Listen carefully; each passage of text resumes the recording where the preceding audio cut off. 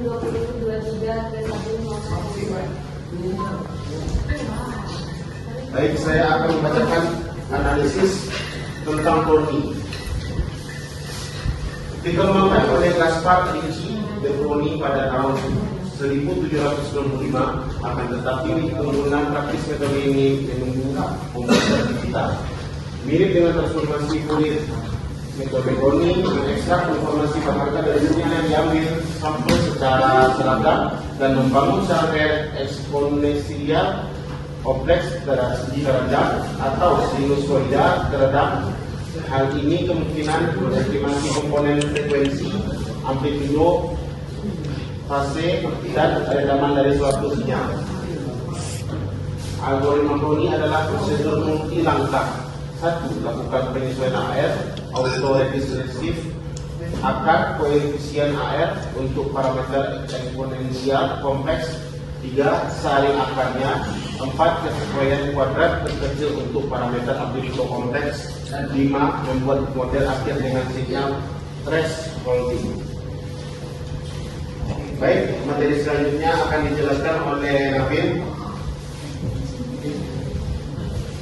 Baik, selanjutnya model eksponensial kompleks. Model Brownie dengan ORGM terdiri dari penjumlahan hasil perkalian eksponensial kompleks Z dan amplitudo kompleks A.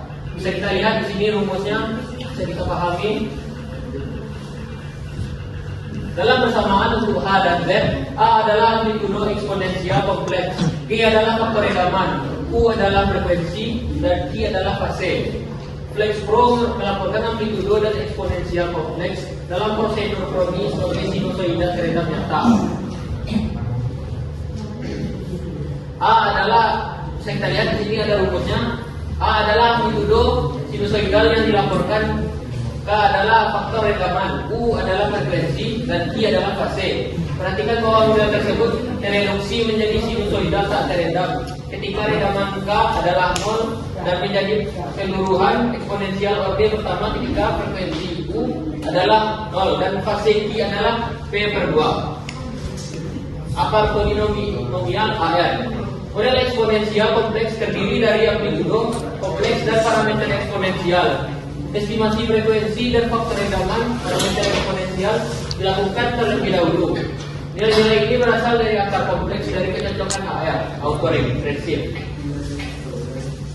Ketika model prediksi maju digunakan untuk kasus redaman, akar dari polinomial AR yang dipasang adalah parameter eksponensial kompleks dalam model Brownie. Akar kompleks ini tidak hanya menghasilkan frekuensi sinusoidal, tetapi juga faktor redaman eksponensial. Algoritma AR prediksi maju digunakan. Selanjutnya akan dibacakan oleh Rizka.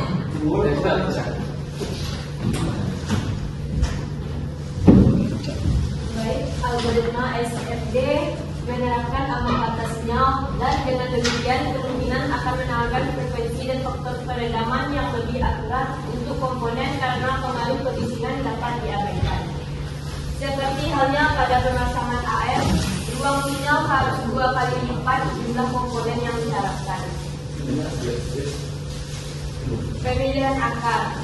Untuk menstabilkan prosedur Brownie, FlexPro menerapkan langkah penyaringan akar antara ini otomatis. Akar frekuensi negatif dihilangkan serta akar yang muncul pada batas Lindquist. Algoritma Brownie yang diredam dapat mendeteksi sinusoid teredam dan eksponensial real. Jika berada pada lingkaran satuan, hasilnya adalah sinusoid yang tidak teredam. Dalam contoh lain, sinusoid teredam terdeteksi. Ini benar-benar fungsi dari akar kecocokan AR dan tidak dapat dipaksakan. Perhatikan bahwa eksponensial real atau perubahan eksponensial orde pertama disaring dan tidak muncul dalam model Brownie. Kecocokan kuadrat terkecil amplitudo kompleks. Setelah akarnya diidentifikasi, regresi kuadrat terkecil linear digunakan untuk menghasilkan estimasi awal untuk parameter amplitudo kompleks dalam model. Amplitudo dan fase sinusoid yang diredam secara eksponensial kemudian dihitung dari amplitudo kompleks ini. Ambang batasnya. karena metode Crony mencocokkan serangkaian eksponensial kompleks dalam model deterministik. Maka dimungkinkan untuk memotong sinyal pada sejumlah komponen tertentu hanya dengan membuang eksponensial paling tidak signifikan dalam mencocokkan dan mengulang kecocokan kuadrat terkecil amplitudo kompleks dengan komponen yang lebih sedikit. Dengan demikian, model Crony akhir terdiri dari komponen paling signifikan sebagaimana ditentukan oleh nilai yang ditetapkan sebagai jumlah komponen. Setelah komponen sinyal dipasangkan, kecocokan kuadrat terkecil amplitudo kompleks diulang hanya dengan menggunakan komponen yang paling signifikan. Kecocokan komponen yang dikurangi ini akan lebih stabil dan spektrum energi lebih halus dengan kemungkinan puncak spektral yang lebih kecil yang timbul dari gangguan.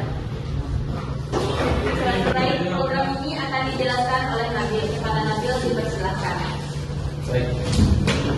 Sama-sama itu hasil programnya menghasilkan grafik seperti berikut. Pada kurva itu kita lihat pada metode Crony ini naik ke atas. Nah, kita lihat dari programnya dan kurva.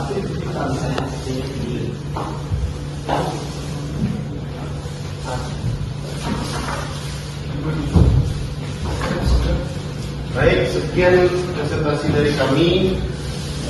Maaf jika ada kekurangan. Kami akan membuka sesi pertanyaan. 3 pertanyaan. Baik, siapa yang ingin bertanya? Ya, Renggo. Pada Renggo kami silakan. Pertanyaan kita tidak.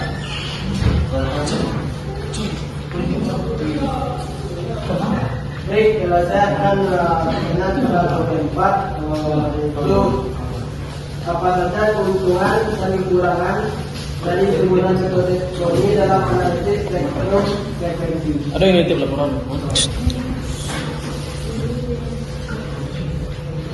Lagi, baik ini boleh diperkenalkan. Saya bertanya kepada Pak, bagaimana cara kerja metode Crony dalam menghitung parameter sistem dinamik? Baik, untuk pertanyaan ketiga, siapa yang ingin bertanya? Kita kepada Abdel yang beritakan. Perkenalkan, nama saya Abdel. Pertanyaan saya, apa perbedaan Crony metode dengan teknis analis sinyal lainnya seperti transformasi Fourier? Baik, beri kami waktu untuk memberi jawaban. Baik, saya akan menjawab dengan Renggo. Apa saja keuntungan dari kekurangan dari penggunaan metode Crony dalam analisis spektrum frekuensi? Jawabannya adalah keuntungan dari metode Crony adalah kemampuannya untuk menghasilkan model yang lebih akurat dengan jumlah data yang lebih sedikit dibandingkan dengan teknik lain seperti FFT. Namun kekurangannya adalah sensitivitas terhadap noise dalam data yang dapat menyebabkan estimasi parameter yang tidak akurat jika data mengandung gangguan. Baik, sampai dari itu pada Renggo.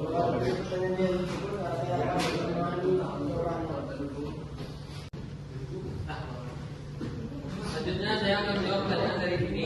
Bagaimana cara kerja metode Crony dalam menghitung parameter sistem dinamik? Metode Crony bekerja dengan menyusun serangkaian persamaan linear berdasarkan nilai apel kita yang diberikan.